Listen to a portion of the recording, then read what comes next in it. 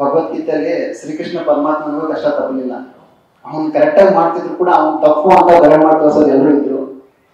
ನಾನು ಆ ಥರನೇ ಸರ್, ಯಾವುದಕ್ಕೂ ತಲೆ ಕೆಡಿಸ್ಕೊಡಲ್ಲ. ಮೈನೋ ದಿನ ಅಂತವ್ರು ಇನ್ನೂ 10 ಜನ ಬಂದರೂ ನಾನು ತಲೆ ಕೆಡಿಸ್ಕೊಡಲ್ಲ. ಯಾಕಂದ್ರೆ ನಾನು ಭಾಳ ಕ್ಲೀನ್ ಆಗಿದ್ದೀನಿ. ನಾನೊಬ್ಬ ಪ್ಯೂರ್ ಬಿಸ್ನೆಸ್ ಮ್ಯಾನ್ ಸರ್. ನನ್ನ ಜೊತೆ ಬಿಸ್ನೆಸ್ ಮಾಡ್ತಾ ಇದ್ದೀನಿ ಅಂತಂದಾಗ ಅದಕ್ಕೆ ಆದಂಥ ರೂಲ್ಸ್ ಆ್ಯಂಡ್ ರೆಗ್ಯುಲೇಷನ್ಸ್ ಇರ್ತದೆ, ಅದಕ್ಕೆ ಆದಂಥ ಅಗ್ರಿಮೆಂಟ್ಗಳು ಇರ್ತವೆ. ನೀವು ಆ ಥ್ರೂ ಹೋಗಿ ಆದತ್ತೂ ನಿಮ್ಗೆ ನ್ಯಾಯ ಸಿಕ್ಕಿಲ್ಲ ಅಂದ್ರೆ ಅವಾಗ ನೀವು ಮೀಡಿಯಾಗೆ ಬರಲಿಲ್ಲ. ಒಬ್ಬ ವ್ಯಕ್ತಿಯ ಡೈರೆಕ್ಟ್ ಆಗಿ ಮೀಡಿಯಾಗೆ ಬಂದು ತೇಜೋವಧೆ ಮಾಡ್ತಾರೆ ಅಂತಂದ್ರೆ ಎಲ್ರಿಗೂ ನೋವಾಗುತ್ತೆ ಸರ್. ನನಗೂ ನೋವಾಗುತ್ತೆ. ನನಗೂ ಫ್ಯಾಮಿಲಿ ಇದೆ, ಅಪ್ಪ ಅಮ್ಮ ಇದ್ದಾರೆ, ಮಗಳಿದ್ದಾಳೆ, ಹೆಂಡತಿ ಇದ್ದಾಳೆ. ನನಗಾಗಲ್ಲ ಸರ್.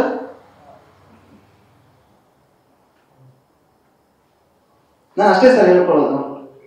ನಾನು ಬಹಳ ಕ್ಲಿಯರ್ ಆಗಿದ್ದೀನಿ. ಅದಕ್ಕೆ ನಾನು ಲೀಗಲ್ ಆಗಿ ನಾನು ಬೇರೆ ಏನೂ ಮಾಡಿಲ್ಲ ಸರ್. ನಾನು ಬೆಳಗ್ಗೆಯಿಂದ ಸುಮಾರು ಎಲ್ಲ ಸ್ನೇಹಿತರು ಮೀಡಿಯಾದಾಗ ಫೋನ್ ಮಾಡಿದ್ರಿ. ನಾನು ಒಂದೇ ಹೇಳಿದೆ ಸರ್, ಸ್ವಲ್ಪ ತಡೀರಿ ನಾನು ಬರ್ತೀನಿ, ಸ್ವಲ್ಪ ತಡೀರಿ ನಾನು ಬರ್ತೀನಿ ಅಂತ. ಯಾಕಂದ್ರೆ ನಾನು ಫಸ್ಟ್ ಕರೆಕ್ಟ್ ಆಗಿದ್ರೆ ಮಾತ್ರ ಬಂದು ಮಾತಾಡೋಕ್ಕೆ ಸಾಧ್ಯ ಸರ್. ನಾನೇ ಸರಿ ಇಲ್ಲ ಅಂದಾಗ ಬಂದು ಮಾತಾಡೋದು ತಪ್ಪಾಗಿದೆ ಸರ್. ಕೊನೆಯದಾಗಿ ಯಾವಾಗ ಸಂಪರ್ಕ ಮಾಡಿ ಸರ್? ಸರ್ ಬೆಳಗ್ಗೆ ನನಗೆ 7:00 ಒಂದು ಕಾಲ್ ಬರುತ್ತೆ ಸರ್. ಅನ್ನೋ ನಂಬರಿಂದ ಕಾಲ್ ಬರುತ್ತೆ. ಇನ್ನು ಅರ್ಧ ಗಂಟೆ ಮೀಡಿಯಾದಲ್ಲಿ ಬರುತ್ತೆ ಅಂತ ಹೇಳಿ ತಲೆನೇ ಕೆಡಿಸೋಲ್ಲ. ನೀನು ಅದೇನು ಮಾಡ್ತೀವಿ ಮಾಡ್ಕೊ ಅಷ್ಟೇ ಸರ್ ರಿಯಾಕ್ಷನ್. ಹಾ ಸರ್. ಅನ್ನೋನ್ ನಂಬರ್ ಅಂದ್ರೆ ಅದು ಲ್ಯಾಂಡ್ ಲೈನ್ ಇದು ಮೊಬೈಲ್ ಈಗ ಕಾಲ್ ಬಿಟ್ಕೊಳ್ಳೋ ಪ್ರಯತ್ನ ಮಾಡಿದ್ರು ನೀವು ಸರ್? ಅದು ಸ್ಟೇಷನ್ ಕಂಪ್ಲೇಂಟ್ ಕೊಟ್ಟಿದ್ದೀನಿ ಸರ್. ಎನ್ಕ್ವೈರಿ ಆಗುತ್ತೆ ಸರ್.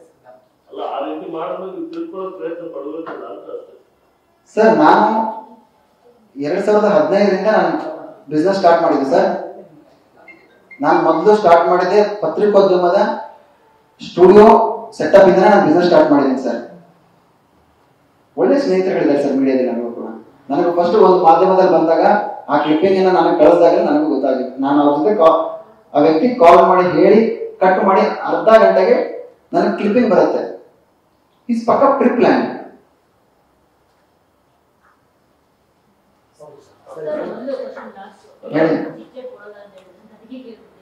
ಈಗ ಬಿಗ್ ಬಾಸ್ಗೆ ಹೋಗ್ಬೇಕು ಅಂತ ಅಂದಾಗ ಈ ತರ ಹಿಂದೆ ಯಾವೆಲ್ಲ ಈ ತರ ಕೇಸ್ಗಳಿದೆಯೋ ಅದನ್ನೆಲ್ಲ ನೋಡ್ಕೊಂಡು ಹೋಗ್ಬೇಕಾ ಅಂತ ಅನ್ಸುತ್ತೆ. ಯಾಕಂದ್ರೆ ಈಗ ನೀವು ಮಾಮೂಲಿ ಬಿಸ್ನೆಸ್ ಮಾಡ್ಕೊಂಡೆ ಇದ್ದಿದ್ರೆ ಇದು ಸುದ್ದಿ ಬೆಳಕಿಗೆ ಬರ್ತಿರ್ಲಿಲ್ಲ ಅನ್ಸುತ್ತೆ. ನೀವು ಯಾವಾಗ ಬಿಗ್ ಬಾಸ್ ಇಂದ ಆಚೆ ಬಂದು ನಿಮ್ಗೆ ಫೇಮ್ ಸಿಕ್ಕಿದ್ಯೋ ಸೊ ಅದ್ರಿಂದನೇ ಈ ತರ ಸುದ್ದಿಗಳು ಆಗೋಕೆ ಈಸಿ ಆಗುತ್ತೆ. ಅಂದ್ರೆ ಅಫ್ಕೋರ್ಸ್ ಈಗ ನೀವು ಮುಂಚೆ ಗೊತ್ತಿರ್ಲಿಲ್ಲ ತುಂಬಾ ಜನಕ್ಕೆ, ಈಗ ಎಲ್ರಿಗೂ ಗೊತ್ತು. ಮೇಡಮ್ ಅದು ನಮ್ಮ ತಪ್ಪು ಕಲ್ಪನೆ ಮೇಡಮ್. ಯಾಕಂದ್ರೆ ಸೋಷಿಯಲ್ ಮೀಡಿಯಾ ತುಂಬಾ ಸ್ಪೀಡ್ ಆಗಿದೆ. ನನ್ನ ಫೋಟೋ ವಿಡಿಯೋಸ್ ಎಲ್ಲದರಲ್ಲೂ ಸಿಗುತ್ತೆ. ಬಿಗ್ ಬಾಸ್ ಇಂದ ಮುಂಚೆನೂ ಕೂಡ ನನ್ನ ಫೋಟೋ ವಿಡಿಯೋ ಸಿಗ್ತಾ ಇತ್ತು. ಅವಾಗ ಬರ್ಬೋದಾಗಿತ್ತು, ಅವರು ಅವತ್ತೇ ಬರ್ಬೋದಾಗಿತ್ತು. ಅವತ್ತು ಯಾರು ಬರಲಿಲ್ಲ, ಇವತ್ತು ಬಂದಿದ್ದಾರೆ. ಮತ್ತೆ ಬಿಗ್ ಬಾಸ್ ಇಂದ ನನಗೆ ಕೆಟ್ಟದಾಯ್ತು ನಾನು ಹೇಳಲ್ಲ ಮೇಡಮ್.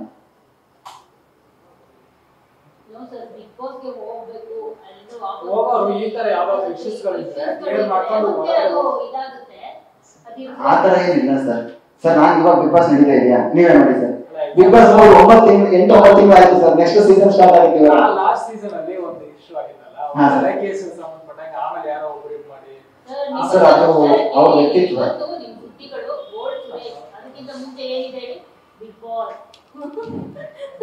ಮುಂಚೆ ಗೋಲ್ಡ್ ಸುರೇಶ್ ಶೆಟ್ಟಿ, ಒಂದು Bigg Boss captain gold Suresh ಅಂತ ಬರುತ್ತಲ್ಲ, ಹಂಗಾಗಿ ನೆಕ್ಸ್ಟ್ ಹೋಗೋರು ಸರ್ ಅದು ಒಂದು ಮಟ್ಟಿಗೆ ನೀವು ಹೇಳೋದು ಸತ್ಯ.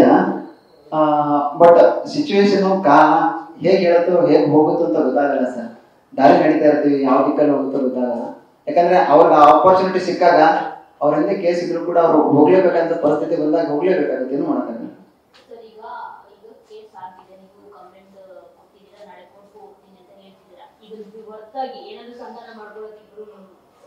ನನಗೆ ಅದ್ರ ಬಗ್ಗೆ ಆಸಕ್ತಿನೇ ಇಲ್ಲ ಮೇಡಮ್.